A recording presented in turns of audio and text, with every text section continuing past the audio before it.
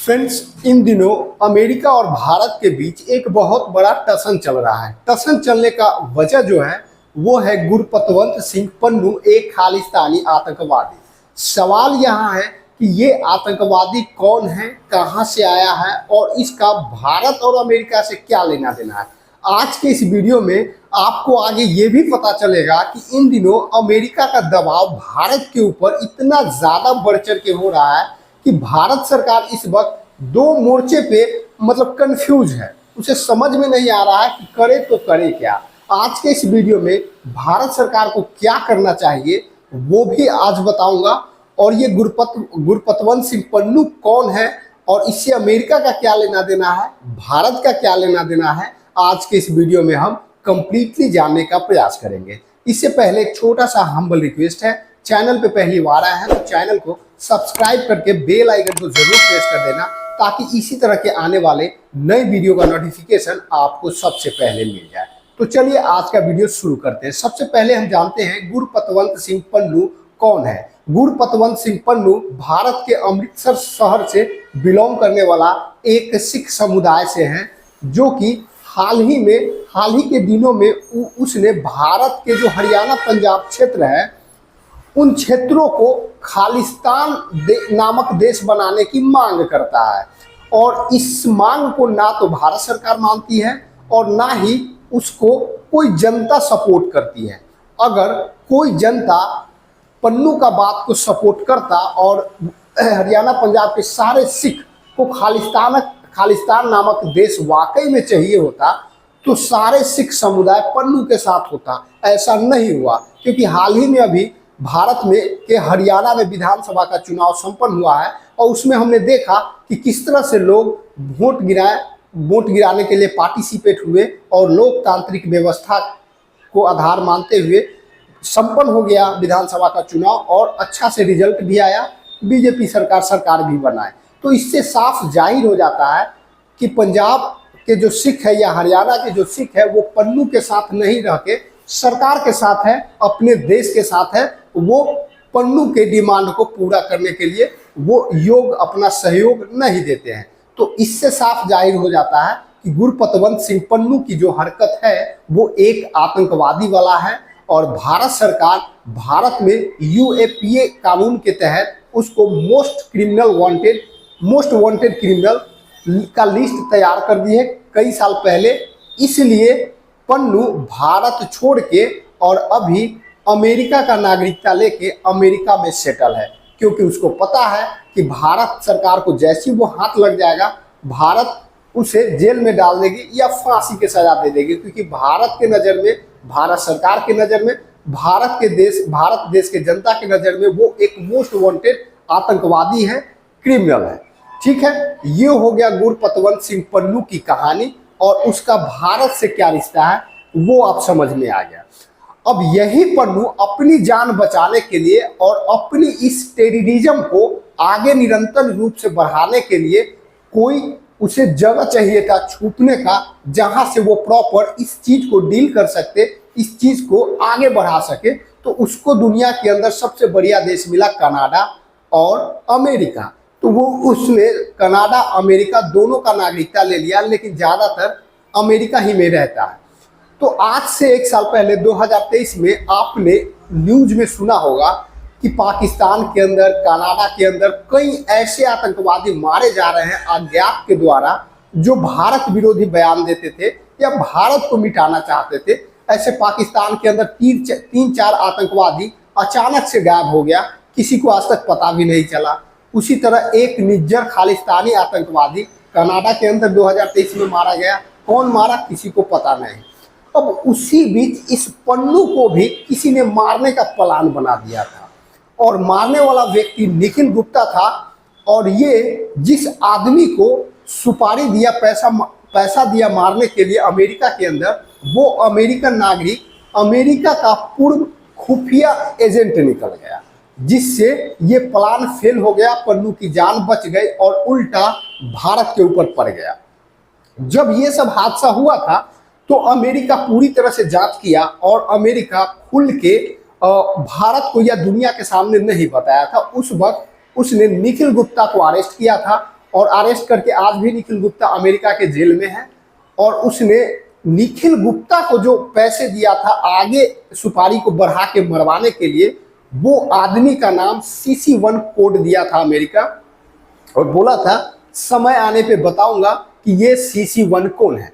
तो दुनिया भर को लगा था, या भारत के बुद्धिजीवी को ये लगा था, भारत के विपक्ष को ये लगा था, भारत के मीडिया को ये लगा था कि सी मतलब डोभाल साहब, सी मतलब मोदी साहब, और 1 मतलब अमित शाह। तो गृह मंत्री, प्रधानमंत्री और राष्ट्रीय सुरक्षा सलाहकार, यही लोग अनुमान लगा रहे थे कि यही तीनों होगा CC1। लेकिन ऐसा कुछ नहीं हुआ। 2-3 दिन पहले उजागर हो चुका है, पूरी तरह से अमेरिका एक्सपोज कर चुका है इस पूरे मुद्दे को। और इस मुद्दे में जो CC1 निकल के आया, उस व्यक्ति का नाम था विकास यादव, और वो भारत के पूर्व रॉ एजेंट रह चुके हैं। उसने निखिल गुप्ता को पैसा दिया था पन्नू को मरवाने के लिए। अब ये सारी बात लीक हो गई, ठीक है। अब जब से ये पता चला है, तत्काल रूप से अमेरिका भारत के ऊपर दबाव बना के विकास यादव को भारत के अंदर अरेस्ट करवा दिया है। अब उसकी डिमांड है कि अब उस विकास यादव को मेरे यहाँ दो, मेरे हिरासत में दो, और प्रॉपर रूप से अमेरिका के अंदर विकास यादव को अमेरिका का मोस्ट वांटेड घोषित करके उसको मोस्ट वांटेड क्रीम में डाल दिया गया है। और भारत इसका सामना करने की बजाय उल्टा हाथ पे हाथ जोड़ के बैठा है, ठीक है। तो अब तक आपको समझ में आ गया होगा गुरपतवंत सिंह पन्नू कौन है, कहाँ के रहने वाला है, भारत से उसका क्या रिश्ता है, अमेरिका से क्या रिश्ता है, कनाडा से क्या रिश्ता है, और अभी जो हादसा हुआ इन दोनों भारत अमेरिका के बीच जो रिश्ता बिगड़ा वो किस लिए बिगड़ा, इतना चीज आपको समझ में आ गया। अब अमेरिका का दबाव भारत के ऊपर इसलिए है कि अमेरिका का मानना है कि अब पन्नू आपके यहाँ का नागरिक नहीं है, बल्कि अब मेरा नागरिक है, और अमेरिकी नागरिक को अगर अमेरिका के धरती पे आके कोई मारता है तो ये गलत है, ऐसा हम नहीं होने देंगे, ठीक है जी।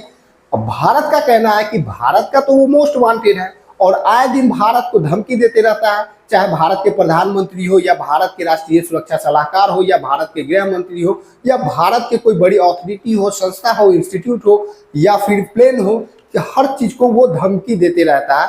तब अमेरिका को कुछ नहीं लगता, और अमेरिका से ऐसी बात भारत सरकार के द्वारा पूछा जाता है कि वो जब आपका नागरिक है तो आपका नागरिक किसी को धमकी दे सकता है, किसी को बम से उड़ाने की धमकी दे सकता है, किसी के देश को तोड़ने की बात कर सकता है। तो अमेरिका का प्रॉपर जवाब आता है कि ये एक एक्टिविस्ट है, लोकतंत्र में आजादी है, अभिव्यक्ति की आजादी है, कुछ भी बोलने की। ये कह के अमेरिका, कनाडा भारत सरकार को टाल देता है, ठीक है। और आज तक भारत पन्नू को ना पकड़ पाया और ना मरवा पाया, और उल्टा दबाव में भी आ गया, और दुनिया भर में अमेरिका के द्वारा भारत का छवि भी खराब कर दिया गया। ऊपर से अभी भी भारत के ऊपर प्रेशर अमेरिका बनाया हुआ है। विकास यादव तो चाहिए हमें, क्योंकि वो अमेरिका का मोस्ट वांटेड है, उसे हम अपने तरफ से पूछताछ करेंगे, हम अपने हिरासत में रखेंगे, और भारत का यहाँ पे चुप्पी है, भारत खुल के कुछ जवाब नहीं दे रहा।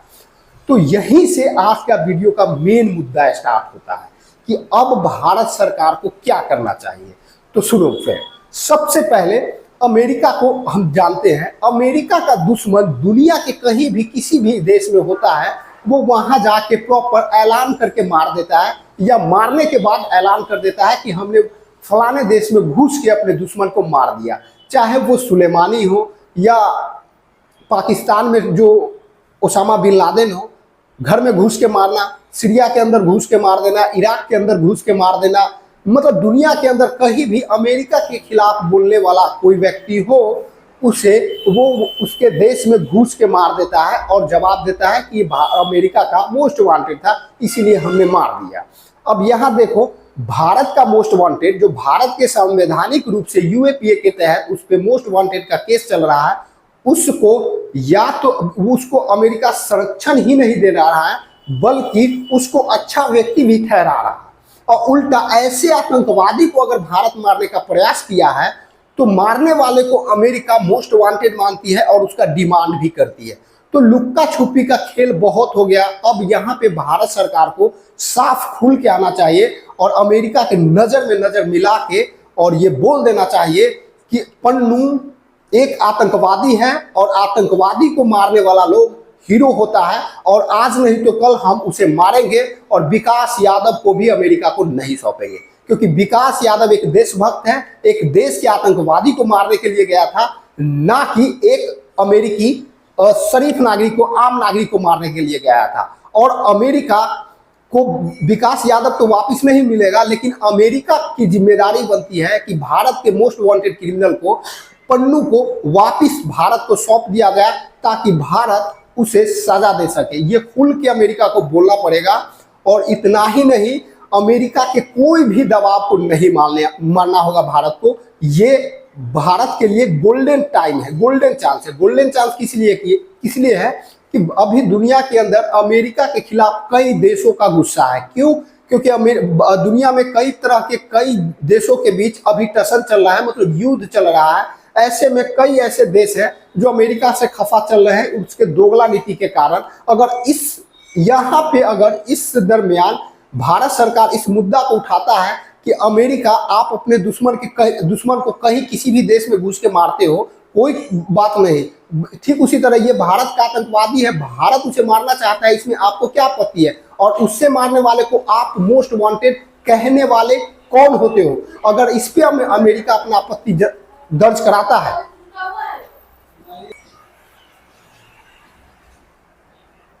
नहीं तो भारत सरकार या भारत के विदेश मंत्रालय से ऑफिशियल स्टेटमेंट दे देना चाहिए अपने जयशंकर साहब को कि जिस तरह से पाकिस्तान आतंकी हब है, आतंकी मैन्युफैक्चरिंग हब है, उसी तरह से अमेरिका भी दुनिया के अंदर आतंकवादियों का गढ़ है।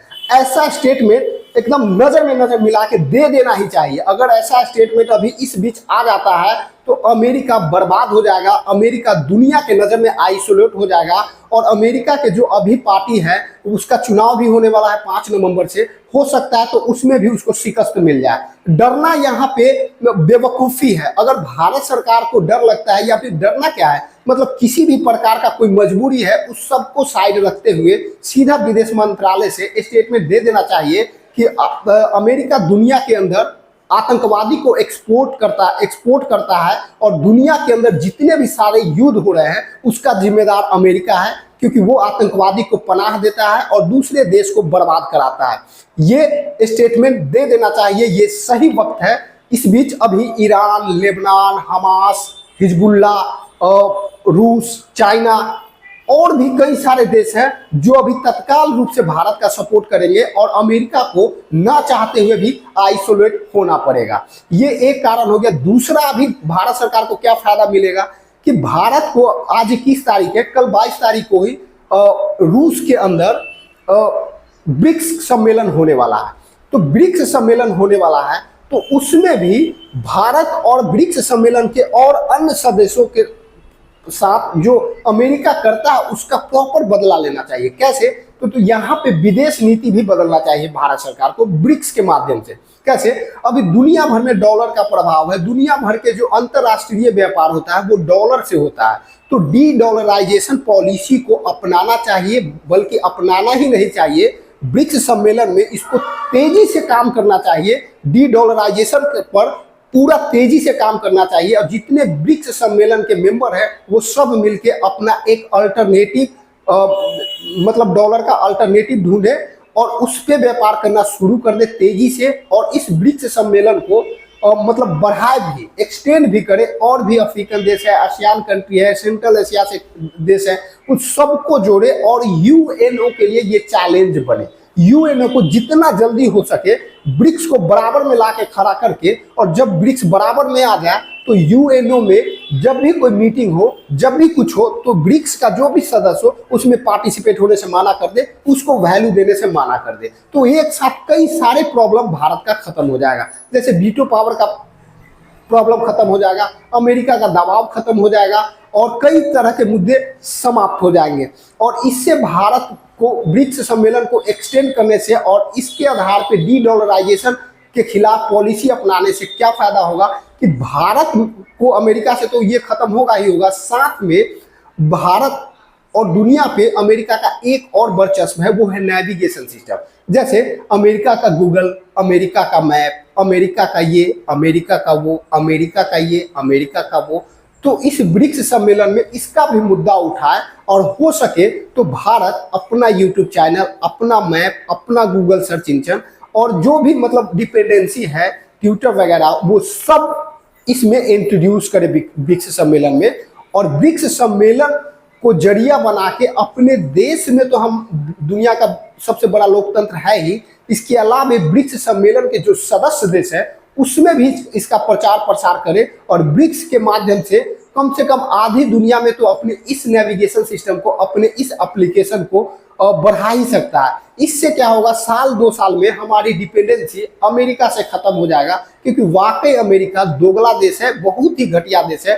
आतंकवादियों का अगर नंबर 1 गढ़ दुनिया में है तो वो अमेरिका ही है। देख लीजिए कितना स्मार्टली भारत, जो कई सालों से पन्नू को मोस्ट वांटेड मानता है, उसके भारत में यूएपीए के तहत उस पर केस चलता है, उसको वो अपने यहाँ आम नागरिक का दर्जा देता है। आम नागरिक का नहीं बल्कि उसको सुरक्षा भी मुहैया करवाता है और उसे कोई मारना चाहता है तो उसे वो आतंकवादी बना देता है। अमेरिका कितना दोगला है। तो भारत सरकार अगर यहाँ पे डरा हुआ है, आपके पास ऑप्शन है, आपके पास इजराइल है, रूस है और कई सारे देश है, आपका मजबूरी क्या है? हाँ, ये एक मजबूरी है कि आप हमेशा ट्रेड में, अंतर्राष्ट्रीय ट्रेड में अमेरिका के साथ फायदे में रहते हो, तो उसका ध्यान नहीं दे। ट्रेड अपनी जगह है, अगर अमेरिका आपको गलत तरीके से झुकाना चाहता है और आप झुक रहे हैं तो निश्चित ही भारत के लिए ये चिंता का विषय है। लेकिन अगर आप डट के खड़ा होते हैं और ये स्टेटमेंट दे देते हैं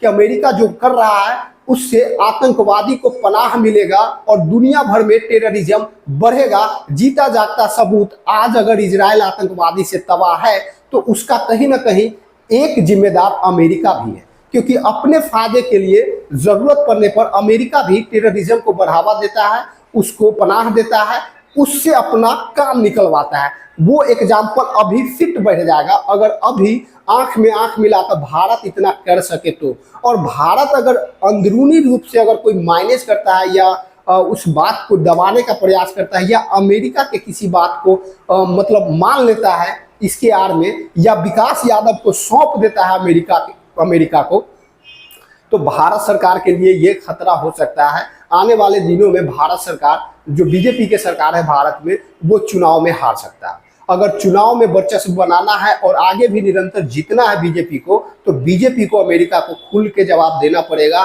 कि पन्नू को दे दिया जाए और पन्नू के बदले हम विकास यादव को आपको हवाले कर देंगे, ऐसा भी स्टेटमेंट नहीं देना है। हम विकास यादव को आप वापस नहीं देंगे और हम पन्नू को वापस भी लेंगे, ऐसा स्टेटमेंट देना है। और अगर ऐसा नहीं करता है अमेरिका, और अगर आपके बात मान भी जाता है और नहीं भी मानता है, दोनों परिस्थिति में आपको विदेश कूटनीति में बदलाव लाते हुए यूएनओ को बर्बाद करना है। बर्बाद कैसे करना है? ब्रिक्स को उसके बराबर ला के, और उसी के जरिए अमेरिका की दुनिया भर पे जितनी सारी डिपेंडेंसी है, चाहे नेविगेशन सिस्टम हो या कोई भी सेक्टर हो, अब उसी के जरिए उस सारे डिपेंडेंसी को खत्म करना है धीरे धीरे। उसका नींव कल 22 तारीख को भारत सरकार डाल दे, क्योंकि जरूरी है। अगर जियो पॉलिटिक्स में लंबा ठहरना है और भारत में हीरो बन के रहना है तो भारत सरकार को ऐसा निश्चित करना चाहिए, बिना डरे, क्योंकि अमेरिका